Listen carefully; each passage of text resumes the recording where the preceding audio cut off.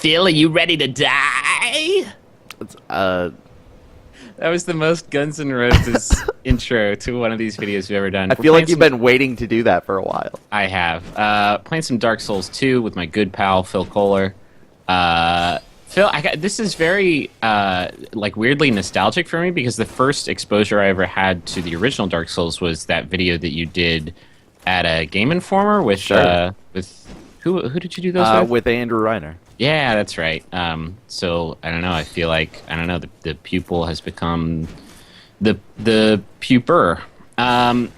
It's Dark Souls 2. It just came out today on 360 and PS3. I guess it's coming out in like a month on PC. Yes, which you're is playing the real version, the for real version that people are going to want.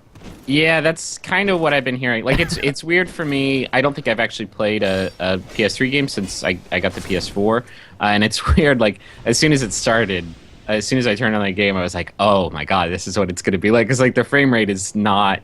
This is where I died last time. It's not ideal. Look at that. This is your goo. That's where you left I think it's important to clarify what you're saying about frame rate is it's better than it was in Dark Souls 1.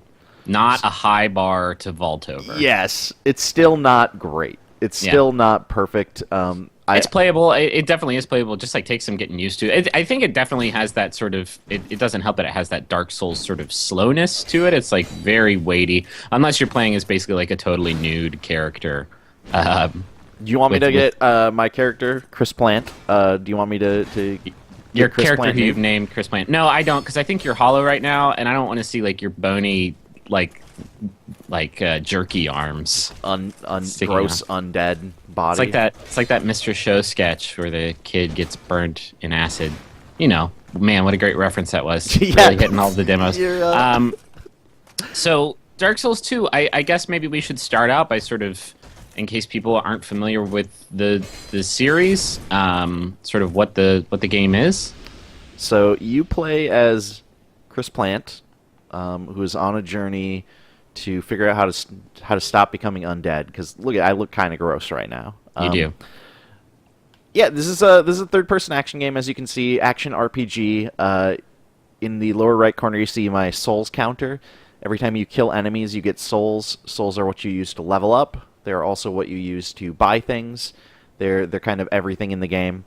And the series is known for being very difficult. And one of the reasons that it's known for that is because when you die, you drop all of your souls.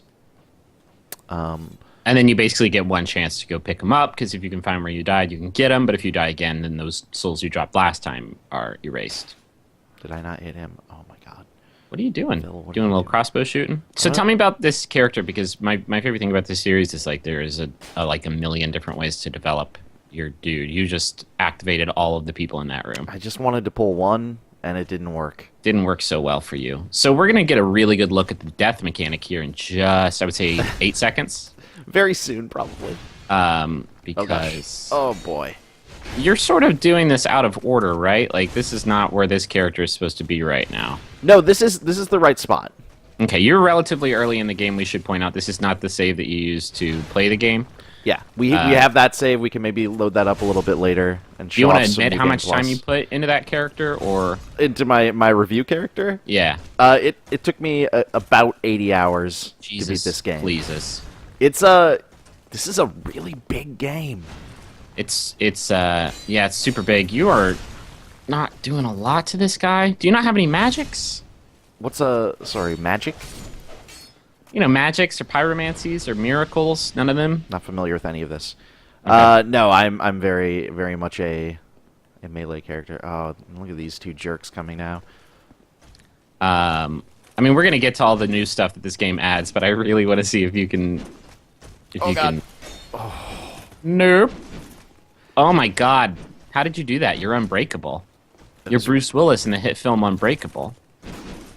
That was my favorite part of that movie when he was unbreakable. When he was undead and he was fighting knights. Yeah, that's exactly it. This isn't looking good No, it's not. for your Maybe old you pal, should Phil Kohler. teleport over to the other area where you can like fight things, and it doesn't take like 15 minutes each time. Oh, that's not Dark Souls. So far I've played maybe 5 hours.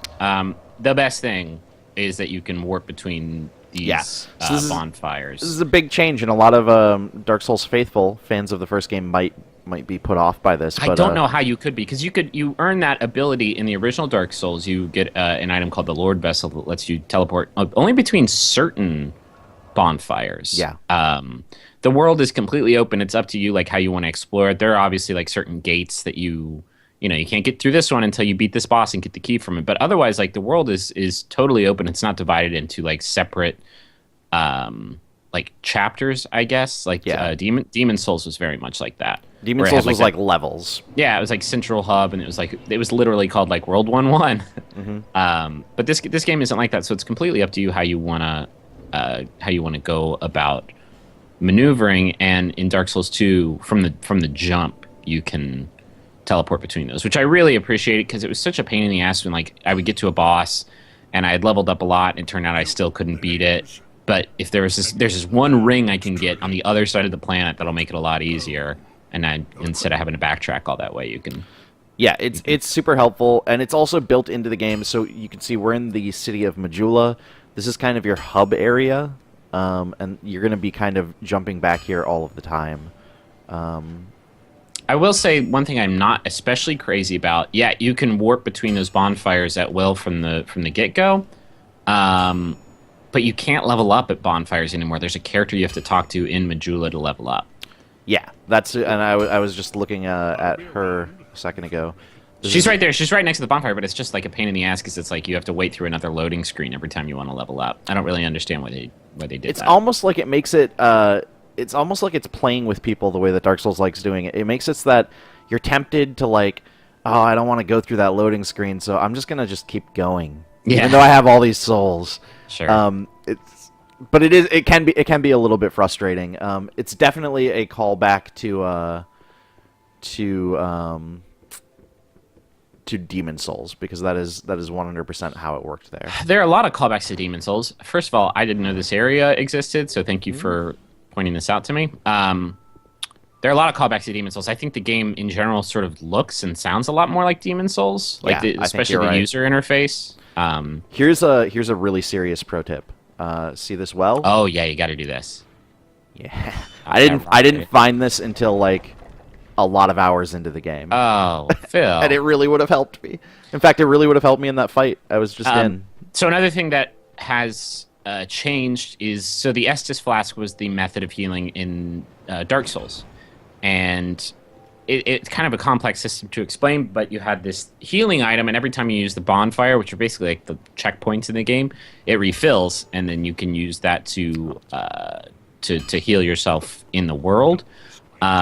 In this game, the Estus Flask only starts out with a single charge, so once you use it, it's gone until you use the next bonfire.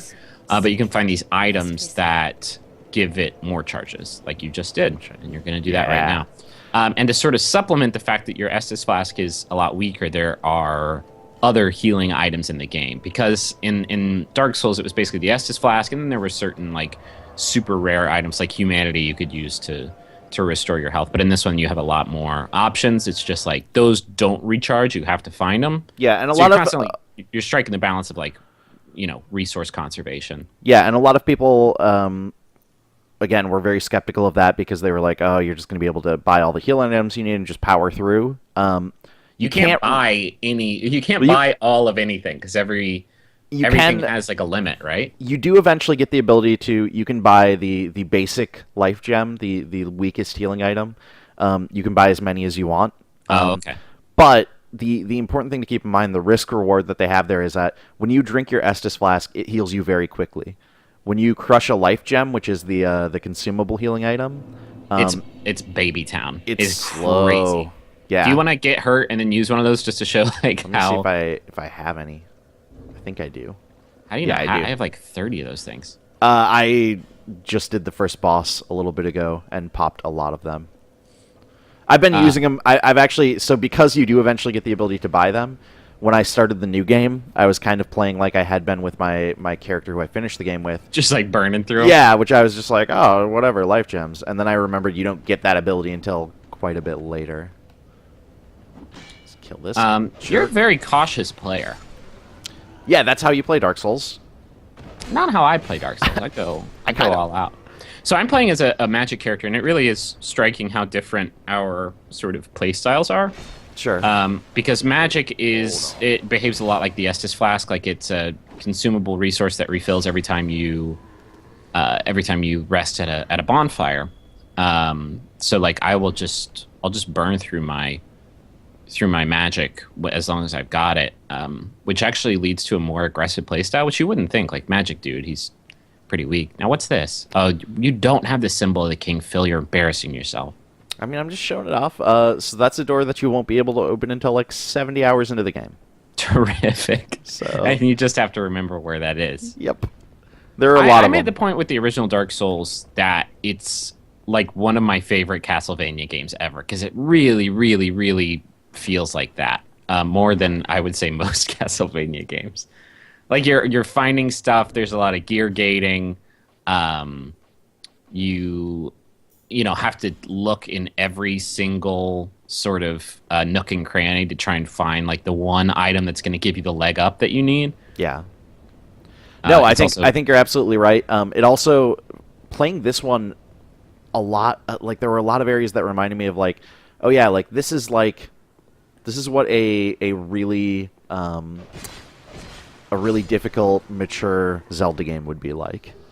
Yeah, I guess that might be fair. An incredibly difficult Zelda game.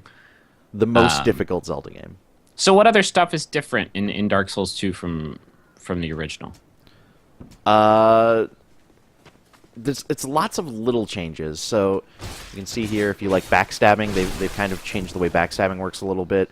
Backstabbing made you invincible while you were doing it in the original, so that sort of, I feel like that hurt PvP. I could never really get into PvP because it basically just became a match of who can get behind the other person and backstab them. Yes. Because you can't be hit during that animation. In this one, you definitely can. So I'm curious to see what kind of implications that's going to have. And it's very easy for, like, if an enemy sidesteps as you're pressing the backstab button. In the original game, you would just kind of warp into the animation. In this, if they sidestep, it's just you miss. Yeah. And then you probably end up getting hurt because you're stuck trying to do that animation. I think one of the roughest things, one of the roughest changes is so in Dark Souls, if you died, you became hollow if you were a human, and humans were a little bit stronger. I think they got more souls from stuff. They had like a higher chance of finding good items when enemies died. They had a higher chance of finding items. Your attack actually went up. And, yeah. So and you also had all these benefits. You could summon people. Sure. In this game, if you die, not only do you lose like whatever benefits you may gain from being human, your health goes down more and more every time you die, all the way down to 50% if you die like a bunch. Yeah. Fortunately, there's an item you can find pretty early in the game. I mean, not super early in the game. You have to do a little bit of like running past things and hoping that you don't die.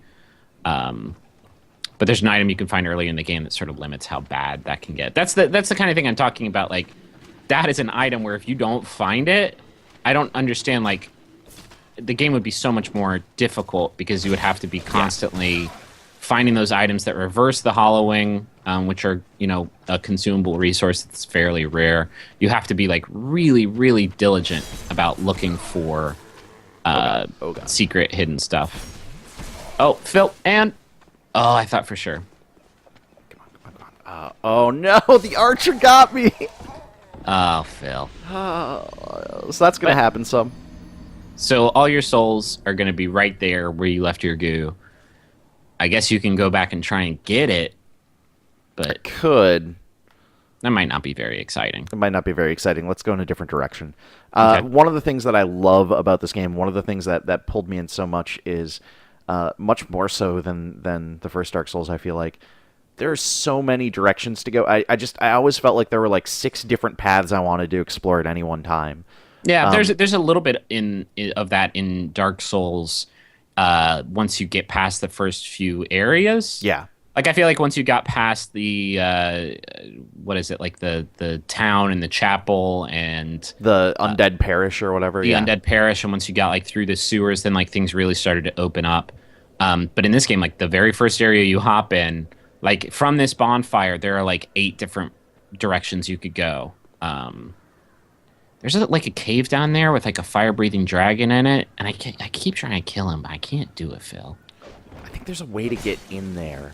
There is a way to get in there. You have to just keep dropping down. No, I mean, I think there's a way to, like, get back where that dragon is, or whatever that thing is, and kill it. See, I just tried to magic him, and it didn't. Oh, didn't sure, work. yeah. That's sort of my solution for everything, is I put some magic on it. Yeah, I used to... My main characters in Dark Souls 1 and Demon Souls were magic users, so I know what you're saying. I understand your language. Let's jump. Okay. The jump button graciously is mapped to a different button than the run button in this game. In the original, in Dark Souls, you can change it. You can change it so it is original style, but the default is you run with one button and you jump with another. In the like original, you had to. It had the most abstract jumping mechanic since, like, I don't know, the auto jumping in the 3D Zelda games, and like you just have to hold in the dash button to run, and then once you were running, you had to like tap it twice while you were doing it. And if you did it once, you did a roll, and if you tapped it twice, then you would jump. Like, it was so easy to just botch that, and it's literally like the worst action to have that kind of uncertainty about if you're trying to like jump a pit of spikes. And like, there's definitely some cases where you need to do jumping in this game. Yeah, I think a lot more than the original. I should clarify that I definitely have it mapped to circle, which is the run button. You are a crazy classic person. style. I like an animal style, by which I mean a normal person would want the run and jump buttons on different buttons. No, it's actually really not the preferred way to play at all. But I just got so used to it. Yeah. From last time. You have Stockholm syndrome. Yeah, that's basically it. Backstab that guy. Yeah. You're tearing stuff up. What's that weapon?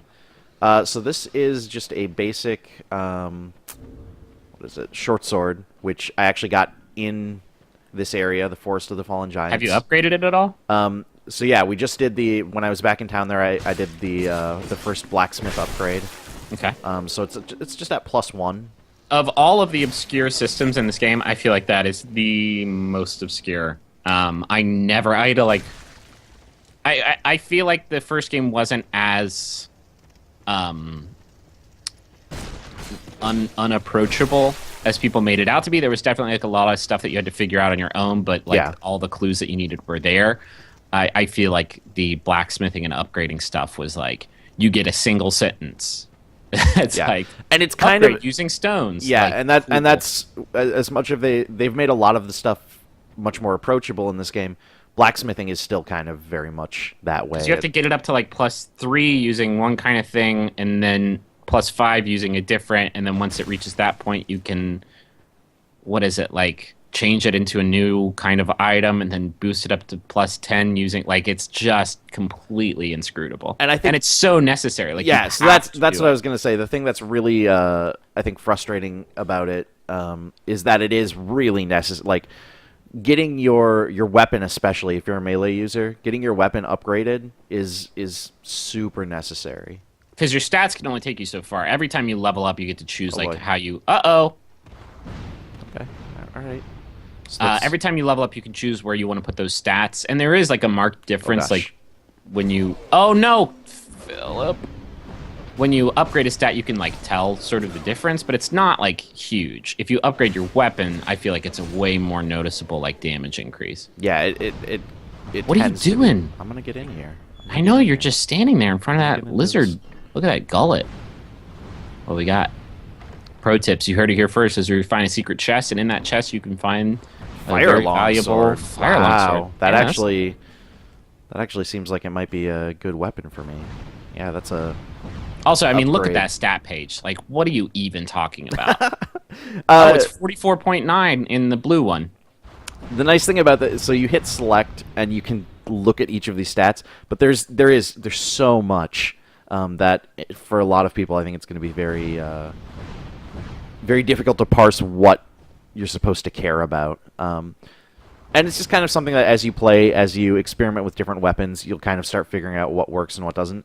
But it can be hard because you'll hit certain bosses where it's like, for some reason, this weapon that's worked for everyone else just isn't doing damage here. Yeah, because this one is like immune to fire, or this one, like, you have to use like a holy weapon in order to take it down. I don't know. It's hard to say like that this is a thing that I like because like critically speaking, it shouldn't be. But I love that this series makes me like go online and get on message boards and like find out like where I go to kill the I think dragon. Like the thing it's that very schoolyard. Like I know the cheat code to get 100 lives in Sonic. Like I think that the reason that I can appreciate it with this game is that it's built into this game. It is what this game is designed for. If you look at like, so one of the mechanics in the game that we're not seeing because we're playing in offline mode right now, but you get messages scrawled on the ground that other players leave, and it just communicates them. It just puts them into your game from online, right? That kind of thing, like that shows you that the game is very much designed with that idea of like you're not going to know how to do everything. You're not going to know where to find everything. They expect you to be talking to other people and to be communicating with them. So I feel like that to me forgives a little bit of that that weirdness that maybe I wouldn't forgive that in another game where I need to go online to figure something out. But in this, it's like it's part of the Dark Souls experience, for better or worse. now, if you haven't played a Dark Souls game, you should ready yourself for the fact that a lot of those messages are going to be lies. Oh yeah, designed to kill you. Like hop in here is treasure. Like no, that's actually not a hole. That's a snake's mouth. And now you're inside the snake. and now you're dead. And now you're dead. You don't want to be inside that snake. I mean, it's warm in there. It is warm. Let me. I got a new shield also. Maybe that's good. Nah, that's not good. Do you have an extra slot for equipment too? I didn't think about that, but I think in the original you only had two. Yeah, so you have 3 weapon slots, 3 shield slots, so you can kind of. You have a load of ring slots too. You have 4 ring slots, yeah. So and those are fast swaps. So if you essentially like, so I have 3 different weapons equipped. I can just tap the right button, and you'll swap between those. Very useful, especially because you see the little bar under your weapon. Mm-hmm. That's your durability. Oh, I haven't noticed that. Yeah, so if that gets low, anytime you rest at a bonfire, the durability goes up. So it's you don't have to watch it all of the time, but if it breaks, you actually need to go back to a blacksmith and get it fixed. What an asshole. Yep. This game is such a jerk. Do you get at least like a warning like, "Hey, be careful, it's getting close." Okay. You do. You get a big red warning scrawled on your screen that says like X is close to breaking. It's not as bad with weapons. With what's up here? I don't even remember. Oh, does each piece of armor also have its own discrete? Oh, that's a bummer. And that's worse because it's like in the middle of a battle. It's not like you can't like get naked. You can't go into your menu and switch stuff in the middle of a battle. Oh, that sucks. Always man. roll into everything. Yeah. That's I think of all the lessons that I've taught you, that's one of the most important. Well, I learned that lesson in the original Dark Souls. Roll into stuff always. Don't attack it with your sword, because sometimes there's an NPC inside that barrel that will teach you like valuable spells, and if you hit him with your sword, then he dies. Did you do that? I did do that, yeah, because I didn't see so the man inside the barrel. How am I supposed to see the man inside the barrel from software? That's I'm not a soothsayer. I mean, that's sad, but that is exactly why. Would you say, like in general, like we've talked about how much it's more approachable? Would you say that it is an easier game than the original? No, I wouldn't. I think the first. Oh, hey, another Estus Splash shard. That's great.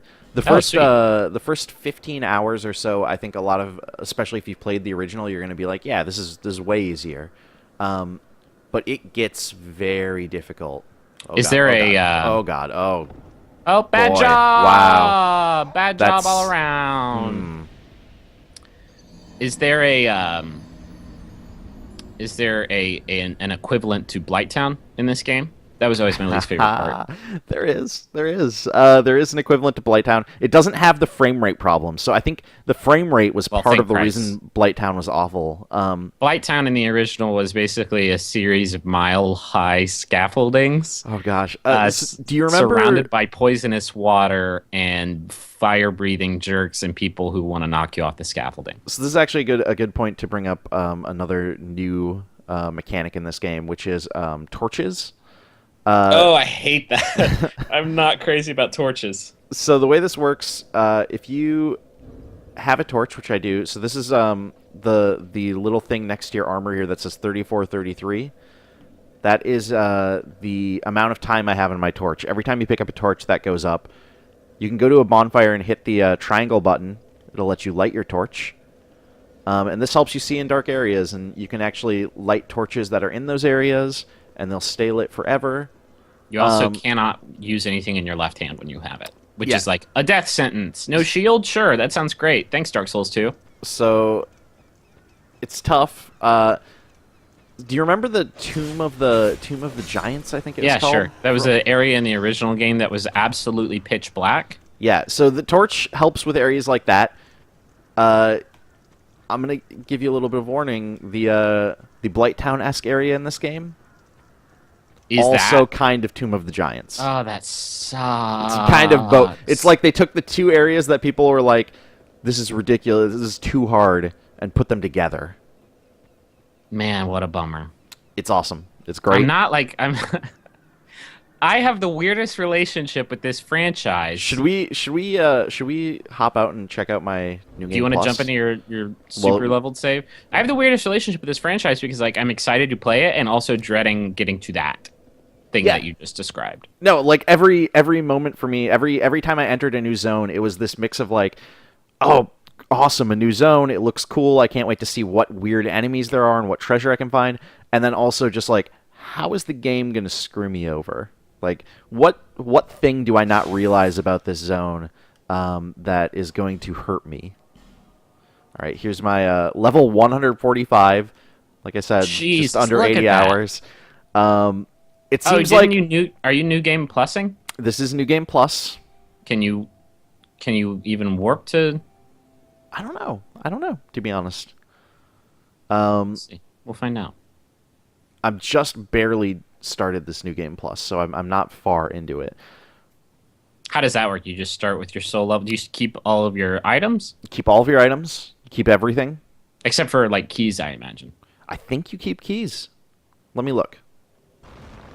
'Cause I don't think that's how it worked in the last one. Whoa, you broke that grave. Look at you. God. You look incredible. Thank you. Oh, you're right. You don't keep keys. Yeah. So I've got this halberd +7. I've got this Dranglic sword +5, which is really good. I've Hey, got my do you have enough souls, though? dark pyromancy. It looks like I don't have enough souls. You're right. The worst part is I can't spend them right now. Oh, yeah, you can't even level up. Well, don't die. Yeah, I'll try. I mean, not if you to. die in the tutorial, you total noob level anyway. Well, here's the thing. So New Game Plus, as people know from previous Dark Souls games, or if you know from previous Dark Souls, New Game Plus increases the difficulty. It makes all of the enemies harder. They're higher level. That's not the only thing it does in this one. What's it do? It actually adds more enemies. What do you, like, quantity or, like, the different It changes the types of enemies. It adds more. It, like, actually changes the composition of the groups that you are fighting. Which is pretty ridiculous. Yeah. But these guys are still easy. We're still in the Right, this I is the don't think tutorial you area. playing through with your level holy shit character, like, rampaging through the tutorial area is an especially good Look at demonstration. It's of, like a wolf on my head. yeah, you look totally sweet. I feel You got pretty some good about that. pyromancies too? Is that how you rolling? I do. I have a couple of pyromancies. Can See you that jerk over use there? the? Oh, who's that? That's like an Like a ogre Shoggoth? ogre troll thing. Can you use those pyromancies to light torches? That seems like something you should be able to do. Oh no, my pyromancy's out. Why don't you? Oh, you. Why don't you have that? I don't know. Maybe I didn't rest at that bonfire. Ugh. We'll find out. We'll go do that in a second. After I go up this path and get this very important dagger. So would you say you like this game better than the original? Yeah, so I was saying on Twitter last night, I think this is actually my favorite game in the Souls series. Okay. I was surprised to discover that, but the way that it mixes together things from Dark Souls and Demon Souls really appeals to me because there was a lot I liked about both of those, and then both also had little weaknesses. I feel like this game takes a lot of the best stuff from both of them. Yeah, I mean, I haven't even been playing that long, and I've noticed like how much more accessible a lot of these things are. Like covenants, I feel like, are way, way, way better explained. Those are like in-game guilds that you can join that give you special properties based on what covenant it is, or gives you like special world invading abilities. Yeah, they kind of help you determine who you're going to be doing PvP with, or who you're going to be doing co-op with. Yeah. And Why didn't you give those birds some smooth and silky? I guess I do have some. It's too late now. But yeah, those are way better explained.